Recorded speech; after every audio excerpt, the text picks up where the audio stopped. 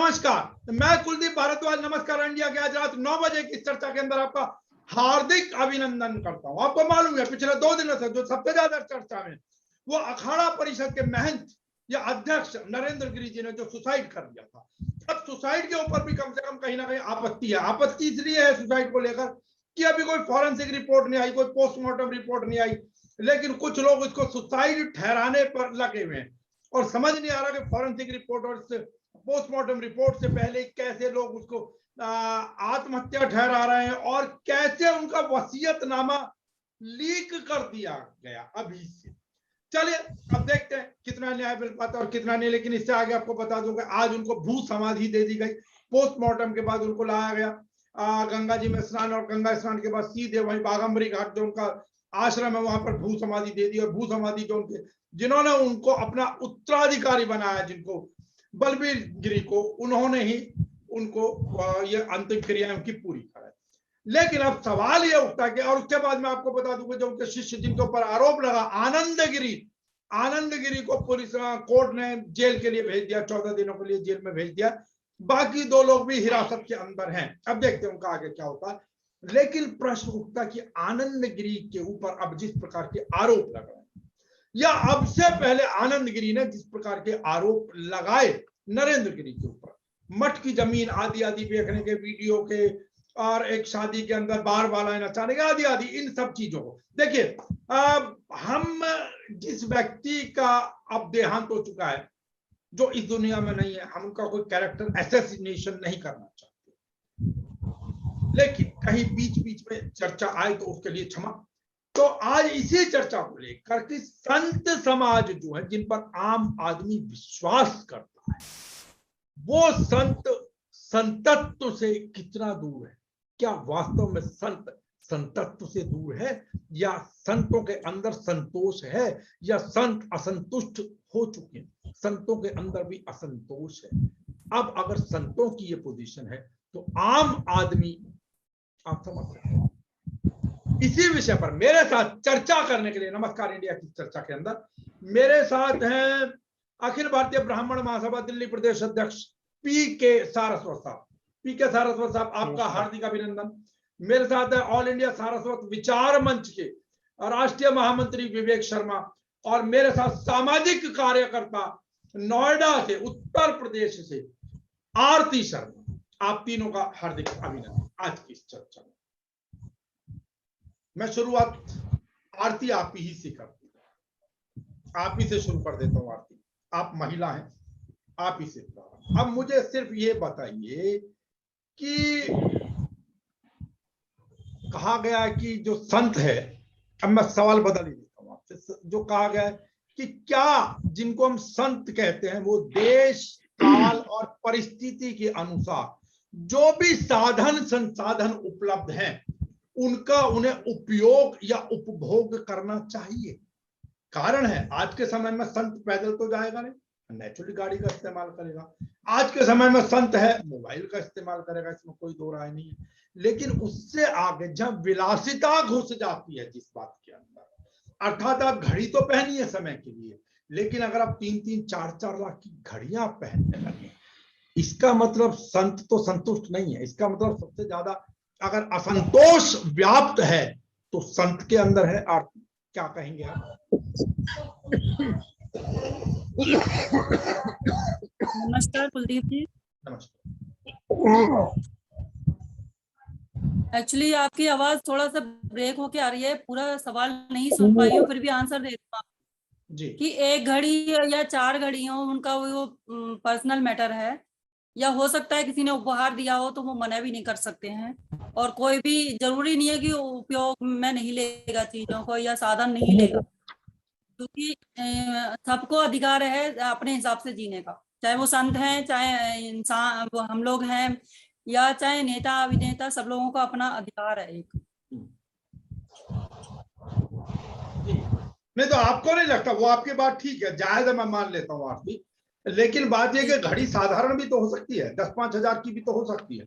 अगर आप इस प्रकार का 3-3, 4-4 लाख की घड़ी लेंगे, याच के ऊपर चलेंगे, पानी के जहाजों के ऊपर आप अपनी तस्वीरें खिंचवाएंगे, आप पार्टीज के अंदर जाएंगे, आप गाड़ी तो आप 4, 5, 7, 8 लाख की भी ले सकते हैं, लेकिन अगर आप करोड़ों की 70, 80 लाख की गाड़ी लेंगे तो इसका मतलब तो आप असंतुष्ट है ना, आप और आगे बढ़ना चाहते हैं, आप कहीं ना कहीं संत से निकलकर भोग विलास के जीवन की ओर जाना चाहते हैं, और भोग विलास की ओर जाने का मतलब तो ये हो गया कि संतुष्टि आपके अंदर नहीं है, संतत्व तो नहीं है। फिर तो सीधी सी बात तो ये है ना आरती, आप 3 घड़ी बांधिए, 4 घड़ी बांधिए, लेकिन किसी चीज की एक लिमिट जी तो होती है, सीमा तो होती है ना आरती। जी जी बिल्कुल।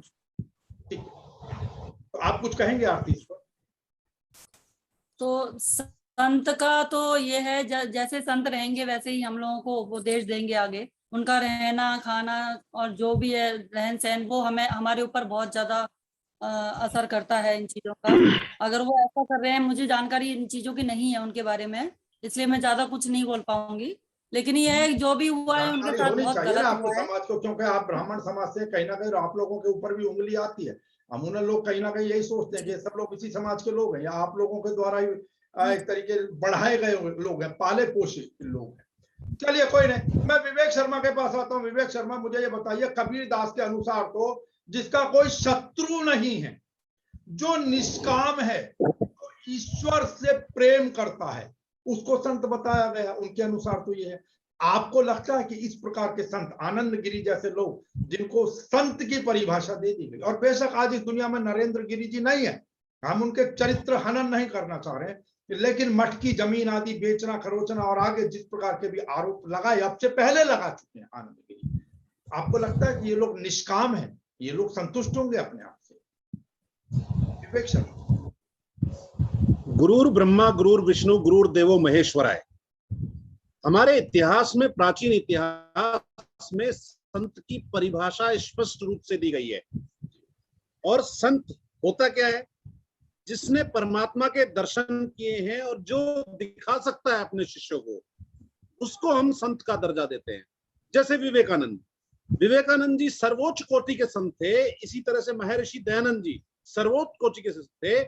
हमारे पूरे विश्व में आज की डेट में 9.5 लाख गुरु हैं। हम क्या करते हैं? हम भेड़ चाल की तरह कभी आशाराम के आश्रम में, कभी रामदास के आश्रम में, कभी किसी के आश्रम में। तो हमें अभी तक संत की पहचान नहीं है, सबसे पहली बात तो ये।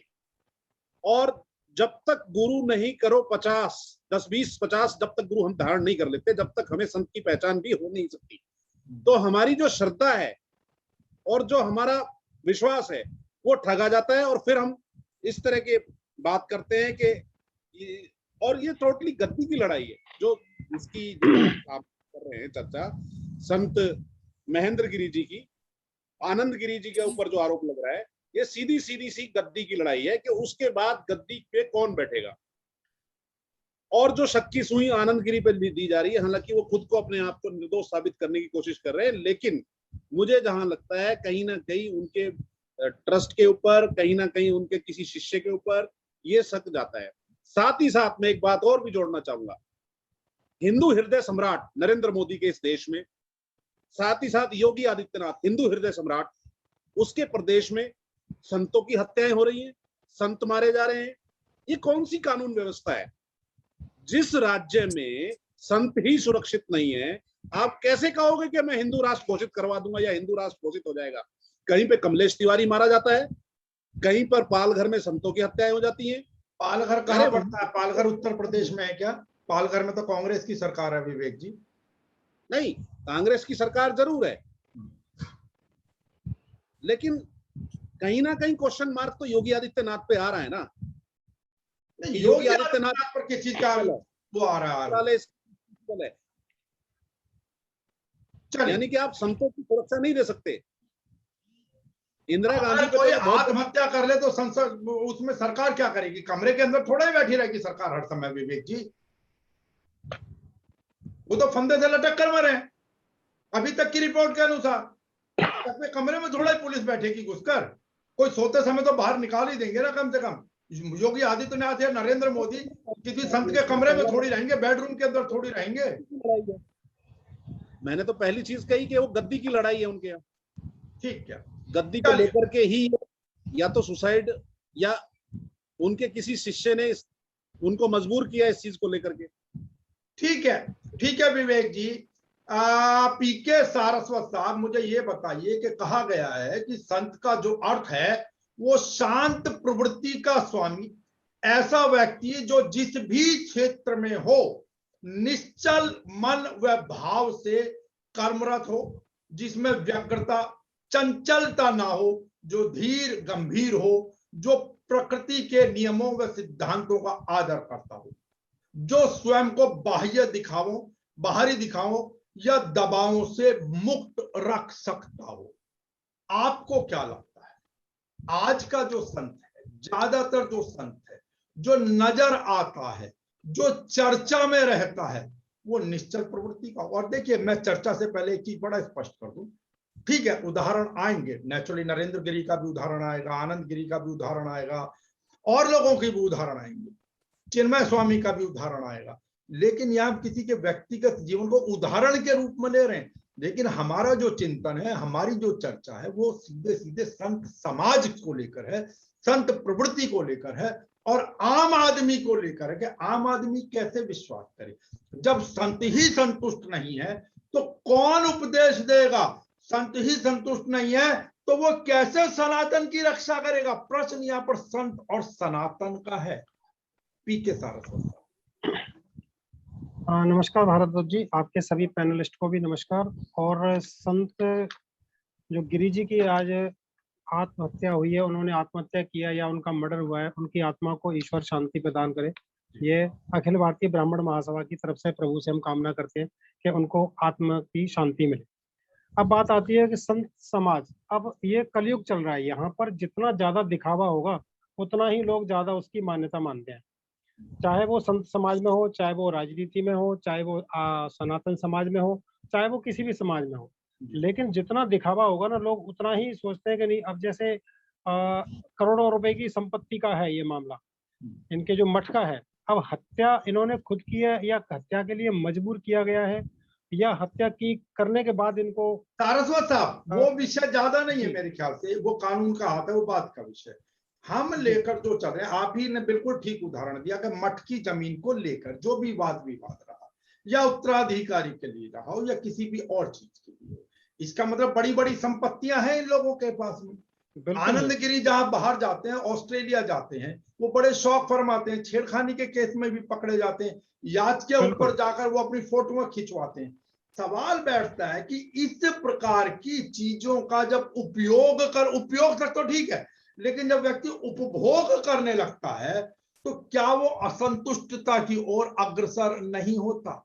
क्या ये चीज है? आज मेरे पास एक छोटी गाड़ी आई, कल को उससे बड़ी होगी, उसके बाद मैं अमेरिका जाऊंगा, मेरे और भक्त होंगे, फलाना होगा, ढिकना होगा। क्या ये चीज और पाने की लालसा, और अगर मैं इसके अंदर और जोर दूंगा तो हवस को नहीं बढ़ाता व्यक्ति की? सवाल ये है सारस्वत साहब। भारद्वाज जी, संत का मतलब ही सिर्फ शांत रहना है, और उपभोग की वस्तुओं का यूज करना ये संत को कहीं से भी शोभा नहीं देता, और ये समाज के लिए इनके अंदर विश्वास पैदा नहीं करता है, ये अविश्वास की भावना पैदा होती है इससे। अब क्या है कि अब ये जितने बड़े बड़े संत हैं, अब ये कहते हैं हमारे को तो अनुयायी ने गाड़ी दे दी है, अनुयायी ने घड़ी दे दिया है, अनुयायी ने हेलीकॉप्टर अवेलेबल करा दिया है। वो बात कहीं तक ठीक है, लेकिन आप अपने शौक को फरमाते हो अलग से, वो चीज गलत है। और संत समाज के ऊपर आम आदमी का सनातन का विश्वास बना रहे तो उनको इस उपभोग की वस्तुओं से, उपभोगों से दूर रहना पड़ेगा और अपनी इंद्रियों पे काबू करना पड़ेगा। ये संत लोग हम लोगों को, आम आदमी को, अपने अनुयायियों को तो एग्जाम्पल देते हैं कि जी अपनी इंद्रियों पे काबू करो, अपने मन पे काबू करो, लेकिन खुद ही अपने मन पे, अपनी इंद्रियों पे काबू नहीं रख पाते।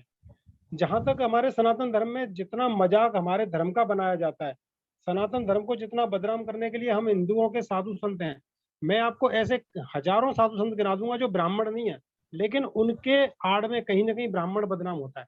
और ये साधु संत अगर सही रास्ता दिखाएं तो सनातन एक बहुत अच्छा धर्म है, और बहुत अच्छे धर्म के साथ साथ लोगों को शिक्षा देने वाला धर्म है, लोगों को आत्मिक शांति देने वाला धर्म है। लेकिन अब साधु संत ही उपभोग में फंसे हुए हैं, उपयोग कर रहे हैं। तो ये जो सारे काम कर रहे हैं, इससे क्या है कि आम आदमी का, जो उनके शिष्य हैं, अब जैसे आज इस तरह की घटनाएं आ रही हैं, ऐसे जो लगाव से शिष्य लगे होते हैं, जिनका वहां पर पूरा विश्वास होता है, उनको कहीं ना कहीं विश्वासघात पहुंचता है, और उनको इस चीज का बहुत नुकसान होता है, और धर्म को सबसे ज्यादा नुकसान होता है इस चीज का। बिल्कुल बिल्कुल बिल्कुल। मैं इस चर्चा को आगे बढ़ाते हुए एक जानकारी और दे दूं इन्हीं के बारे में, आनंद गिरी महाराज के संदर्भ में, कि जैसे एक निरंजनी अखाड़े का आपको केस याद होगा, निरंजनी अखाड़े के सचिव थे आशीष गिरी महाराज। उन्होंने अपनी ही रिवॉल्वर से, अपनी पिस्टल से, अगर मैं गलत नहीं तो 17 नवंबर 19 को उन्होंने सुसाइड कर लिया था, आत्महत्या कर ली थी। और नरेंद्र गिरी का यह दावा था, जो अब इस दुनिया में नहीं है, नरेंद्र गिरी जी, उन्होंने दावा तो ये किया था कि बीमारी से आहत होकर उन्होंने सुसाइड किया। लेकिन इन सारी लड़ाइयों के बाद, अब जब से दोनों गुरु शिष्य के बीच लड़ाई चली थी, तब आनंद गिरी ने यह मांग करी थी कि उसकी जांच होनी चाहिए, जांच की मांग की जानी चाहिए, आरती। अब मेरा सवाल यह है कि बेशक गुरुओं ने, चेलों ने दे दिया, लेकिन चेलों ने भी दे दिया, आपने स्वीकार किया, इसका मतलब कहीं ना कहीं आपके अंदर आसक्ति थी ना उस चीज के प्रति, उस बहुत महंगी वाली घड़ी के प्रति, उस बहुत बड़ी वाली गाड़ी के प्रति, और उस बहुत बड़े अमीर चेले के प्रति तो मेरी आसक्ति थी ना। अर्थात मेरे अंदर संतुष्टि तो नहीं थी ना। अर्थात मैं सनातन को और आम आदमी को क्या उदाहरण पेश करूंगा, सवाल ये। जी बिल्कुल बिल्कुल। तो क्या कहेंगे आप? जी, पीके सारस्वत जी भाई साहब ने जो बोला है वो बिल्कुल सत्य है कि हमें पांचों इंद्रियों पे काबू पाए जो इंसान, वही संत है और वही अच्छी राह दिखा सकता है। जैसे कहते हैं ना, जैसे विचार होंगे वैसे ही इंसान आगे देगा उपदेश। अगर हम अपने आप में अंदर में आदर्शवादी नहीं है तो हम किसी को भी सच्ची राह पे नहीं ले सकते। साधना जब सब बेकार है अगर हम लोग अपना खान पीन और इंद्रियों पे काबू ना रख पाए। नहीं, खान पीन और इंद्रियों की बात तक तो ठीक है, आपका बहुत से लोग बिल्कुल सात्विक आहार भी लेते हैं, इसमें कहीं क्यों दो राय नहीं, लेकिन संतुष्ट नजर नहीं आते। मैंने देखा है, आज एक कथा व्यास है, कथा व्यास कहने लगे कि मेरी ये कथा हो, कल को उनकी इच्छा होती है कि हजारों के लोग वहां आए, फिर उनकी इच्छा होती है कि मेरी टीवी के ऊपर भी मेरी कथा का प्रसारण। बुराई नहीं है, लेकिन बात तो है कि संतुष्टि, जो हम दूसरों को उदाहरण देते हैं, संतुष्ट तो मैं नहीं हूं ना, इसलिए मैंने संत का चोगा उदाहरण किया। मेरे अंदर तो असंतुष्टता रही ना, मैं क्या सनातन की रक्षा करूंगा, मैं क्या सनातन को संदेश दूंगा? ये तो लोक दिखावा, ये तो वही प्रपंच है, फिर क्या आवश्यकता आपको संत का चोगा पहनने की? सीधे सतग्रस्त रहिए, लीजिए प्रभु का नाम, बजिए राम राम, क्या दिक्कत है आरती?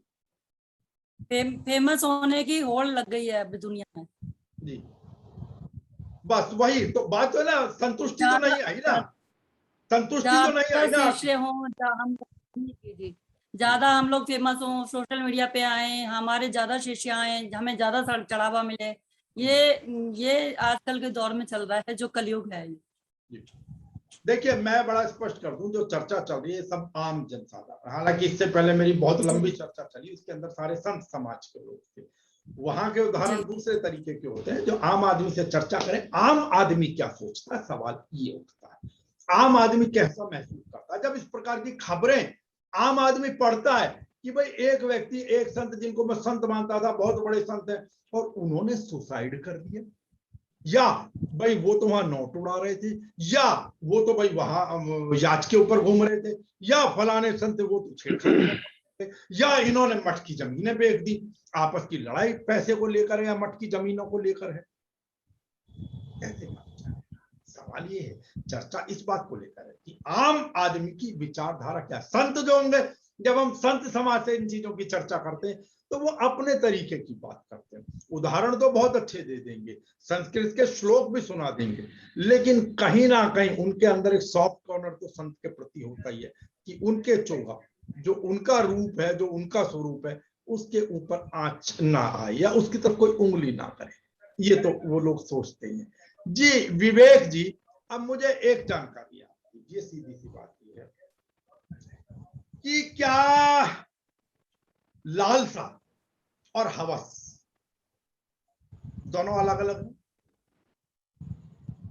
आप क्या सोचते हैं? जी, लालसा और हवस पैदा होती है पैसे से, जी, भौतिकवाद से, और जो सच्चा संत होगा, चाहे वो रामदेव हो चाहे कोई भी हो, मैं किसी को वो नहीं कर रहा, रामदेव भी उसी कैटेगरी में आ रहा है मेरी दृष्टिकोण से, कि जब पैसा आ गया, सारी चीजें आ गई, आपको देश को योगा भी सिखाना है, फलाना भी सिखाना है, मेरा ये मानना है बिजनेसमैन हो गया, उनकी तो छोड़िए, उनकी छोड़िए, मैं वो तो छोटी- बिजनेसमैन हो गए रामदेव तो। मैं एक छोटी सी बात कह रहा हूँ, जो संत होगा ना तो उसे भौतिकवाद से कोई मतलब होगा, ना तो उसके पास भौतिक साधन, हाँ उसके शिष्य जरूर उसको कुछ अर्पण कर सकते हैं, उन साधनों का वो यूज कर सकता है, लेकिन सच्चा संत वही होता है जो योग साधना के द्वारा अपने सूक्ष्म शरीर को इस जगत से दूसरे जगत में ले जा सके, और वो विश्व कल्याण की बात करता है, भारत को विश्व गुरु बनाने की बात करता है। विवेक जी एक सवाल कर लूं,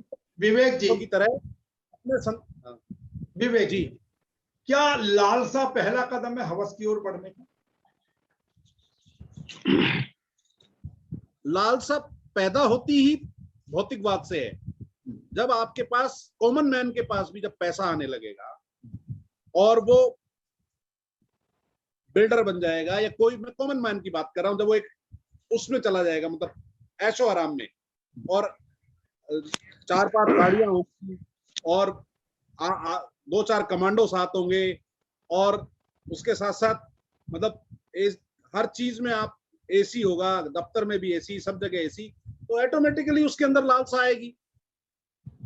तो लालसा तो जन्म एसी और बाकी चीजों का तो नहीं नहीं नहीं नहीं, लालसा करना मुझे लगता है कि ठीक है, लालसा तक ही सीमित रहे तो अच्छा है। जब लालसा में लालच जुड़ने लगता है, आराम सरसों साहब, जब लालसा में लालच जुड़ने लगता है तब शायद वो हवस की तरफ मार्ग प्रशस्त करता है, मुझे ऐसा लगता है। एसी होना, देखिए आज के समय में पेड़ नहीं है कि आप आसानी से कहीं बैठ जाएं, जिनके एसी लगे हुए पीछे जो गर्मी छूटती है मौसम बढ़ता है, एसी तक रह गए आप, कोई बात नहीं, आने जाने के लिए आपने वाहन का प्रयोग किया, कहीं कोई दिक्कत नहीं है।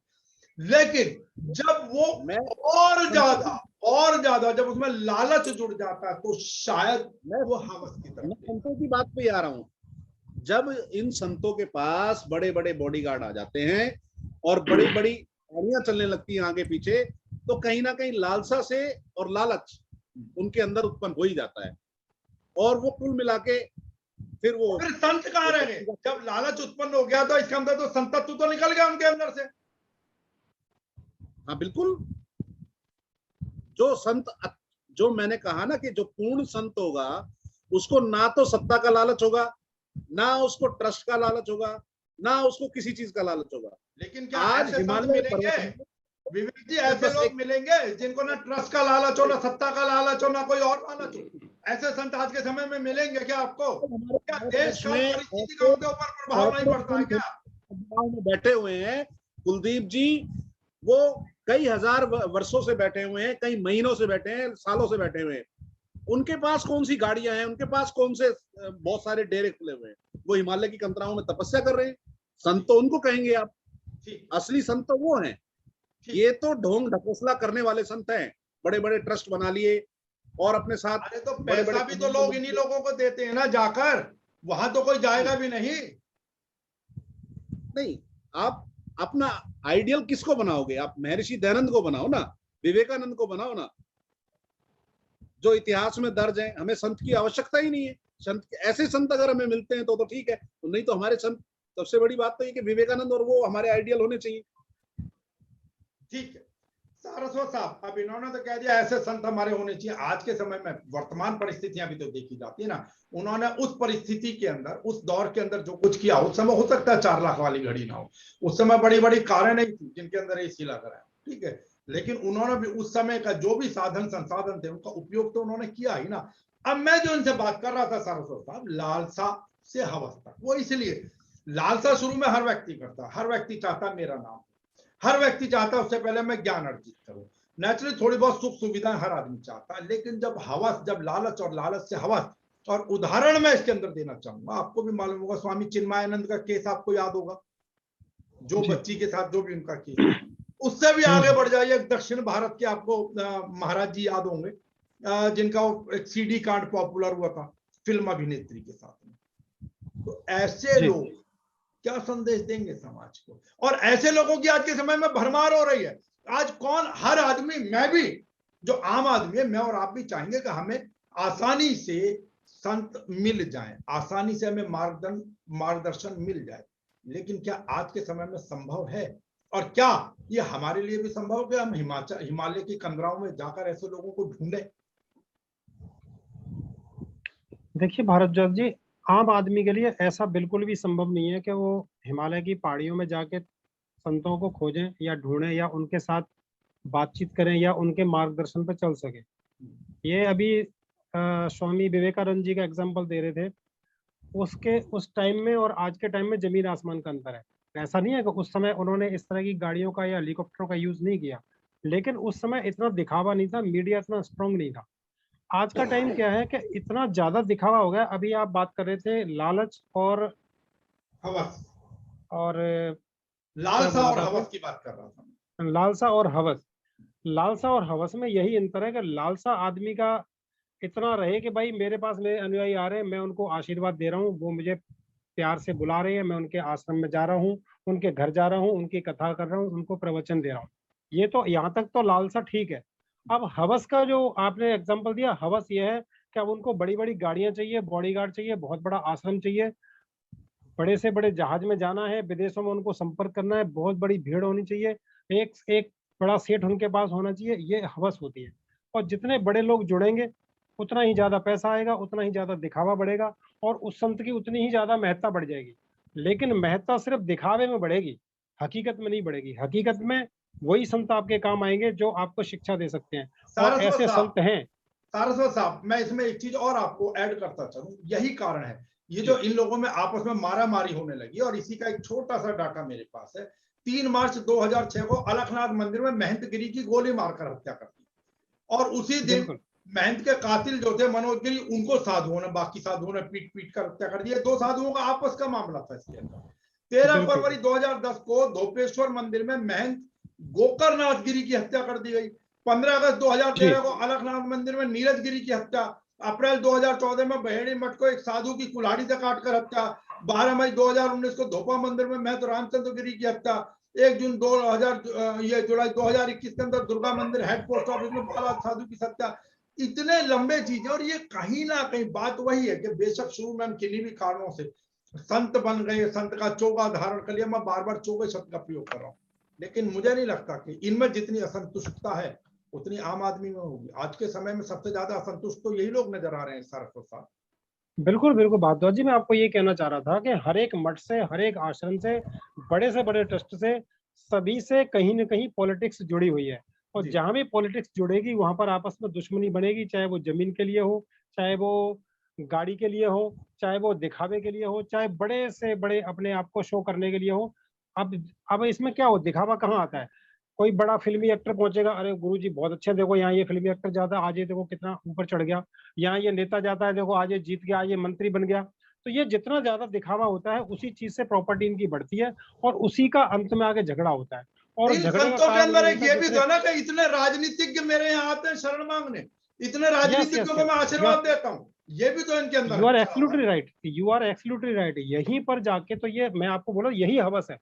इसी का नाम हवस है कि जितने राजनीतिज्ञ, फिल्मी एक्टर ज्यादा से ज्यादा उसके आश्रम में आएंगे संत के में, वो सोचेगा कि मेरे से बड़ा संत कोई नहीं है। आप इसमें किसी भी कोई भी हिस्ट्री निकाल के देखो, जितने नामी संत हुए, आसाराम बापू को देखो आज जेल में सड़ रहे हैं। वहां क्या कौन कौन से नरेंद्र मोदी जैसे नेता नहीं गए क्या वहां पे? क्या कांग्रेस के बड़े से बड़े लीडर नहीं गए? सब गए हैं। जहां पर भी ये इस तरह की हवस के शिकार, ये जहां भी संत हो जाते हैं, वहीं पर ये अपना आपा खो जाते हैं, और ऐसे ऐसे कांड कर जाते हैं, जो घिनौने कांड कर जाते अच्छा, हैं, एक जो कि जानकारी इनको। दीजिए सारस्वत साहब, कि क्या जी ग्रस्त जीवन में अगर कोई व्यक्ति प्रवेश कर लेता है तो क्या उस जी संतत्व को बचाए रखा जा सकता है? आनंद गिरी के तो बच्चे बिल्कुल हैं। बचाया जा सकता है। जी, अगर आदमी ग्रस्त में रह के संतत्व को बचा सकता है तो बहुत इजीली बचा सकता है। इन संत महात्माओं से, इनके करेक्टर लेस से ज्यादा बेस्ट रहेगा कि वो अपने ग्रस्त जीवन में अपने आप को संत समाज के साथ जोड़े, और अपने आप को भी संत साबित कर सकता है। वो एक के साथ जुड़ा हुआ है, संत तो पता नहीं किस किस के साथ जुड़े होते हैं। जब उनके कांड खुलते हैं तब पता लगता है। अब आशाराम बापू जी को आप देख लो, उनके बेटे को चलिए, देख लो आप। अब मैं एक आखिरी प्रतिक्रिया, मेरे पास मात्र 3 मिनट से भी कम समय, मैं आरती आपसे शुरू करता हूँ। सवाल हो सकता है थोड़ा अटपटा लगे, लेकिन फिर भी, हालांकि ये विषय बहुत लंबा चौड़ा है, ये इसमें तो ये समय बिल्कुल इससे कम से कम 2 गुना समय ज्यादा चाहिए, लेकिन फिर भी, कि कहीं ये जो संत चोगा है जो आज के समय में, जो संतों का वेश है या संतों की दुनिया है या संत चोगा जो है, ये कहीं भोग विलासिता के जीवन की ओर ले जाने के लिए या ले जाने वाला सुरक्षित मार्ग तो नहीं है, सेफ पैसेज तो नहीं है। कि चलिए थोड़े दिन हमने कर ली, मेहनत कर ली, संत बन के त्याग कर लिया, तपस्या कर ली, ज्ञान अर्जित कर लिया, लेकिन उसके बाद तो जीवन के अंदर मौज ही मौज है हर प्रकार की। आरती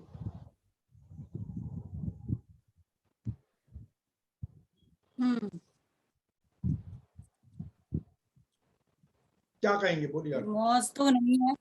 जी जी, जितनी ज्यादा सुविधाएं मिलती हैं साधुओं को, समझ लो ये वो खुद ही भटक गए हैं, तो जनता पहले से ही भटकी हुई है उनके लिए।